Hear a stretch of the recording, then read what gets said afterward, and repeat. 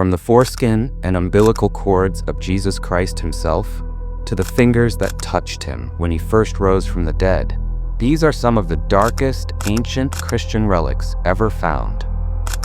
It's been over 2,000 years since Jesus Christ was crucified on a hill in Calvary, rose from the dead 3 days later, and ascended to heaven. But while Jesus left the earth with his body, a couple of relics from his crucifixion are still here on earth, all thanks to a woman named Saint Helena of Constantinople. Between the years 306 and 337 AD, the great Constantine sat on the highest throne in the Roman Empire. His mother, Saint Helena, found the path to Christianity before he was born, and immediately made it her life goal to locate the exact spots where Jesus was crucified and buried, so she could preserve all the invaluable relics.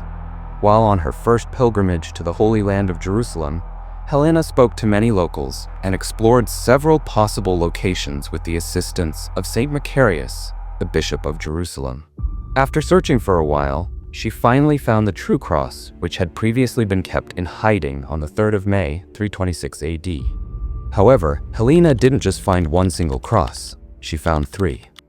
So the next task was to identify which one really belonged to Jesus Christ. According to the accounts documented by a historian named Rufinus, Saint Macarius recited a prayer, asking God to shine his light on the true cross by healing a dying woman.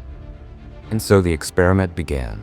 One by one, the woman touched each of these crosses, but nothing changed within her body until she laid her hands on the cross Christ was crucified upon.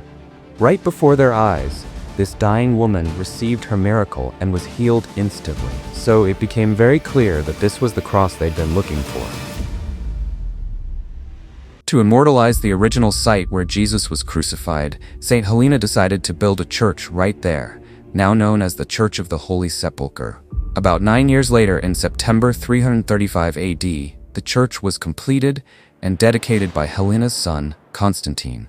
Fast forward to 614 AD, and the Persian king Khosroes II invaded Syria and Palestine, breaking through the city and stealing the cross on his way out. Thankfully, the cross was later recovered and brought back to Jerusalem by Emperor Heraclius of Constantinople in the year 629 AD. To keep it safe from looters, the relic was restored to its place inside the Church of the Holy Sepulchre, where it still remains till today. Since the Shroud of Turin was first discovered in 1354, it has grown to become one of the most popular ancient relics from the Bible. Famously known as the burial garment of Jesus Christ, this shroud is 14 feet and 3 inches long, 3 feet and 7 inches wide, and seems to portray 2 faint brownish images of a 5-foot, 7-inch tall man. From the way the image is engraved on the linen, it looks as though a body was laid on its back lengthwise along one half of the shroud, while the other half had been doubled over the head to cover the whole front of the body.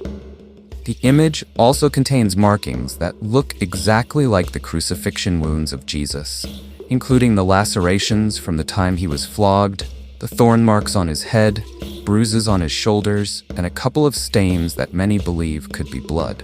The first time the Shroud of Turin showed up in the historical record was in 1354, when it got into the hands of a famous knight known as Geoffroy de Charnay. Nobody knows how he found it, but in 1389, when the shroud went on exhibition, the local bishop of Troyes denounced it as false. Later in 1453, Geoffroy de Charnay's granddaughter Marguerite handed the shroud over to the House of Savoy at Chambéry, where it was damaged by water and fire.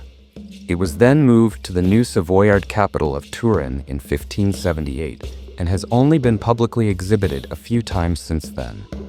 One was during the marriage ceremony of Prince Umberto in 1931, and then in 1978 on the 400th anniversary of its arrival in Turin. Later in the year 1998 and 2000, Pope John Paul arranged for a historic public viewing of the relic, declaring it a mirror of the gospel. But while the original is still hidden from the public, a replica is currently on display at the Museum of the Shroud in Turin. Remember how we talked about Jesus ascending to heaven with his earthly body? Well, what if I told you a piece of his body may actually still exist here on earth? This is a story that has become so controversial that the Roman Catholic Church threatened to excommunicate anyone who talked about it back in the 1900s. This is the story of the Holy Foreskin. You see, by the 11th century, several churches across Europe were pushing this idea that they had a certain foreskin in their possession, which apparently came from the body of Jesus Christ.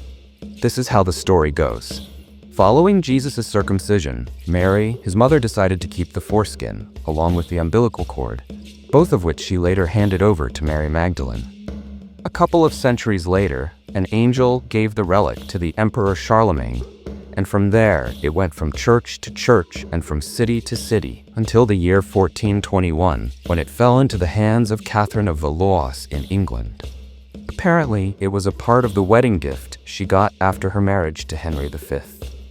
Earlier in the 12th century, Pope Innocent III was asked to decide whether the foreskin and umbilical cord were true relics, to which he responded saying, "Rather than attempt rash answers to such questions, it is better that they be left entirely to God."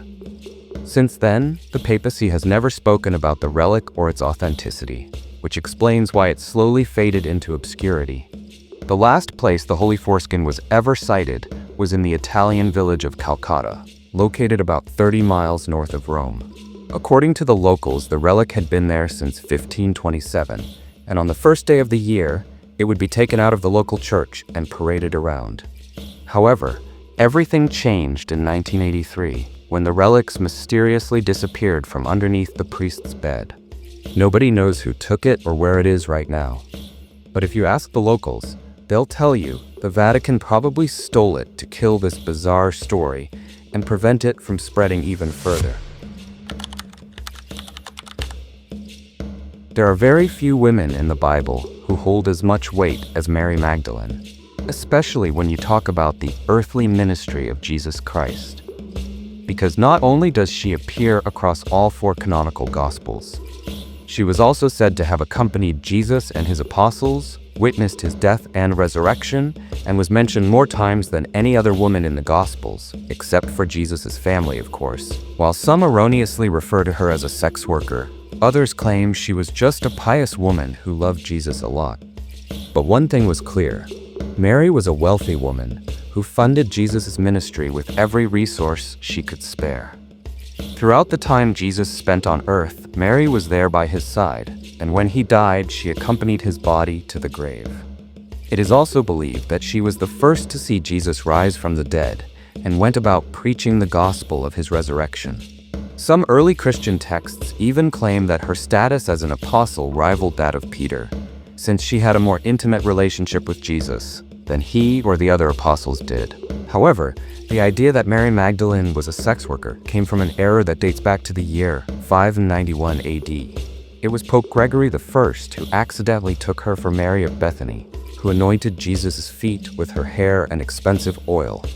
Following his infamous Easter sermon, a lot of people started spreading the false idea that she was a promiscuous woman.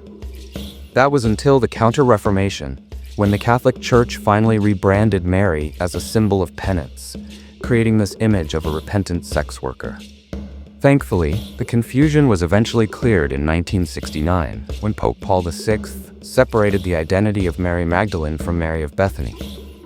But still, a lot of people still believe they were the same person. Legend has it that after Jesus left the earth, Mary fled to France at Sainte-Marie-de-la-Mer, where she began preaching and converting the local people. For the last 30 years of her life, she retired to solitude in a high-up mountain cave in the Sainte-Baume Mountains. Historians believe that she fed on roots and drank water from the mountain to survive, and was visited by angels 7 times a day. There are also several theories surrounding her death. For one, Eastern tradition states that she followed John the Evangelist on a mission to Ephesus, near modern-day Selçuk, Turkey, where she died and was buried. Another account also claims that an angel recognized that Mary was close to death, lifted her in the air, and laid her down at Via Aurelia, near the shrine of Saint Maximin. It's not clear which of these stories is true. However, the several Catholic churches in France are currently in possession of many alleged relics attributed to Mary Magdalene. In the basilica situated at Saint Maximin la Sainte Baume, there is a glass and golden reliquary where her blackened skull is presently on display. It is regarded as one of the most important relics in all of Christianity. The last time the skull was analyzed was in 1974, and since then it has remained inside a sealed glass case. Other relics believed to be linked to Mary Magdalene include a foot bone, currently stored at the Basilica of San Giovanni dei Fiorentini in Italy. Apparently, many believe it was the first foot to have entered Jesus' tomb during his resurrection. There's also a left hand sealed away in Simonopera Monastery on Mount Athos, which remains incorruptible, gives off a lovely fragrance, is still kind of warm as though it were still alive, and can apparently perform miracles. And of course, who could forget the tooth of Mary Magdalene, currently located at the Metropolitan Museum of Art in New York City. Speaking of ancient remains of Bible characters, the bones of the Apostle Peter is probably one of the most authentic relics ever preserved in history. Click this video right here to learn more about that. Thanks for watching, and I'll see you in the next one.